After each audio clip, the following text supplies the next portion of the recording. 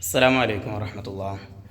ഇന്ന് ഒരുപാട് മരണവാർത്തകൾ കേട്ടു. പലതും വല്ലാതെ വേദനിപ്പിക്കുന്ന മരണവാർത്തകളാണ്. ഒരുപാട് ചെറുപ്പക്കാർ, അതിൽ തന്നെ 2 ചെറുപ്പക്കാരുടെ മരണം വല്ലാതെ വേദനിപ്പിക്കുന്നതാണ്. ഒന്നിവിടെ അടുത്ത് തന്നെയുള്ളൊരു ചെറുപ്പക്കാരനാണ്. ഞാൻ ആ ഒരു ജനാസ കണ്ടുവരികയാണ്. ഒരു ചെറുപ്പക്കാരൻ, 3 ചെറിയ കുട്ടികളുണ്ട്. പതിവ് പോലെ കഴിഞ്ഞ ദിവസം ജോലിക്ക് പോയതാണ്. പെയിൻറ്റിങ് തൊഴിലാളിയാണ്. അപ്പോൾ കഴിഞ്ഞ ദിവസം പെയിൻറ്റ് ചെയ്തുകൊണ്ടിരിക്കുന്നതിനിടെ എന്തോ ഷോക്ക് അടിച്ച് അങ്ങനെ വീണ് മരണപ്പെട്ടതാണ്. അള്ളാഹു മഗ്ഫിറത്തും റഹ്മത്തൊക്കെ നൽകി അനുഗ്രഹിക്കട്ടെ.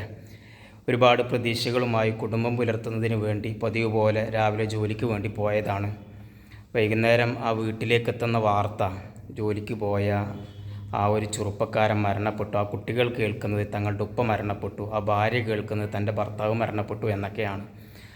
വല്ലാത്തൊരു വാർത്ത തന്നെയാണല്ലോ. ആ കുടുംബത്തെ സംബന്ധിച്ചിടത്തോളം ഒരു കുടുംബത്തിൻ്റെ അത്താണിയാണ്, കുട്ടികളുടെ ഉപ്പയാണ്, ആ ഭാര്യയുടെ ഭർത്താവാണ്, എല്ലാമാണ്. അള്ളാഹു ആ സഹോദരന് മഗ്ഫിറത്തും റഹ്മത്തൊക്കെ നൽകട്ടെ, സ്വർഗം നൽകട്ടെ. അപകട മരണമാണ്, ഷഹീദിൻ്റെ പ്രതിഫലം ലഭിക്കും. തൻ്റെ കാരണം കൊണ്ടല്ലല്ലോ.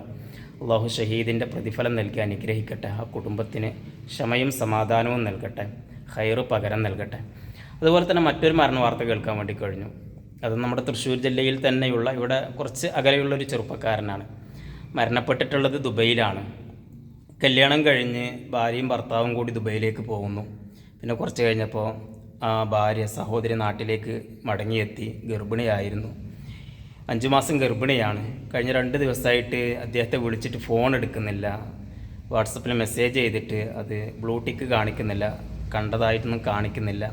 ആ സഹോദരി ബേജാറായി. തൻ്റെ കുടുംബത്തിൽ മറ്റുമൊക്കെ വിവരമറിയിച്ചു, ഉപ്പാനെ വിവരമറിയിച്ചു. അങ്ങനെ UAE സുഹൃത്തുക്കളുമായി മറ്റുമൊക്കെയായി ബന്ധപ്പെട്ടു.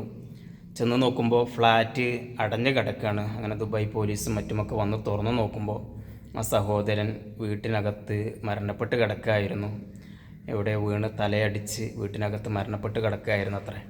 അപ്പം അങ്ങനെയുള്ള ധാരാളം മരണ വാർത്തകൾ. അള്ളാഹു അദ്ദേഹത്തിന് മഗ്ഫിറത്തും റഹ്മത്തൊക്കെ നൽകട്ടെ. ആ സഹോദരിക്കും അള്ളാഹു ക്ഷമയും സമാധാനവും ഒക്കെ നൽകട്ടെ. അവരുടെ കുടുംബത്തിനും അള്ളാഹു ക്ഷമയും സമാധാനവും ഒക്കെ നൽകട്ടെ. ഇതുപോലെയൊക്കെയാണ് മരണങ്ങൾ. എപ്പോഴാണ്, എവിടെ വെച്ചാണ്, എങ്ങനെയാണ് ഒന്നും പറയാൻ വേണ്ടി കഴിയില്ല. ഒരുപാട് പ്രതീക്ഷകളോടുകൂടെ കുടുംബം പോറ്റുന്നതിന് വേണ്ടി ജോലിക്ക് പോയവർ, പ്രവാസത്തേക്ക് പോയവർ, അങ്ങനെയൊക്കെയുള്ള പല മരണങ്ങളും നമ്മളൊക്കെ കേൾക്കുന്നുണ്ട്. ഇതുപോലെ നമ്മുടെയും മരണം ഒരു ദിവസം ഇതുപോലെയൊക്കെ പറയാൻ ആരെങ്കിലൊക്കെ ഉണ്ടാവും. നമ്മുടെ മരണത്തെക്കുറിച്ചും ചർച്ച ചെയ്യും. മരണം എന്നുള്ളത് ഉറപ്പാണ്. പക്ഷേ എവിടെ വെച്ച് എങ്ങനെ സംഭവിക്കുമെന്ന് മാത്രം നമുക്കൊന്നും പറയാൻ കഴിയില്ല, ആർക്കും പറയാൻ വേണ്ടി കഴിയില്ല. ശാസ്ത്രം എത്ര പുരോഗതി പ്രാപിച്ചു എന്ന് പറഞ്ഞാലും അള്ളാഹ് പറഞ്ഞതുപോലെ ഒരു ശരീരവും എവിടെ വെച്ചാണ് മരണപ്പെടുക, എപ്പോഴാണ് മരണപ്പെടുക എന്നുള്ളത് ഒരാൾക്കും പറയാൻ വേണ്ടി കഴിയില്ല, ഒരാൾക്കും അറിയില്ല. അള്ളാഹു ഏതായാലും മരണസമയം ഈമാനോടുകൂടെ മരിക്കാൻ അള്ളാഹു നമുക്കൊക്കെ ഭാഗ്യം നൽകട്ടെ.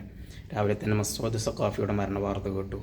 പ്രമുഖ പ്രഭാഷകൻ, ഒരുപാട് നല്ല പ്രഭാഷണങ്ങൾ സമ്മാനിച്ച വലിയൊരു പണ്ഡിതൻ, അങ്ങനെ ഒരുപാട് മരണങ്ങൾ. അതുപോലെ തന്നെ മറ്റൊരു സുഹൃത്ത്, അങ്ങനെ കുറേ മരണവാർത്തകൾ ഇന്ന് കേൾക്കാൻ വേണ്ടി കഴിഞ്ഞു. അതുപോലെ ഒരുപാട് പേരുടെ അള്ളാഹു എല്ലാവർക്കും മഗ്ഫിറത്തും റഹ്മത്തൊക്കെ നൽകി അനുഗ്രഹിക്കട്ടെ.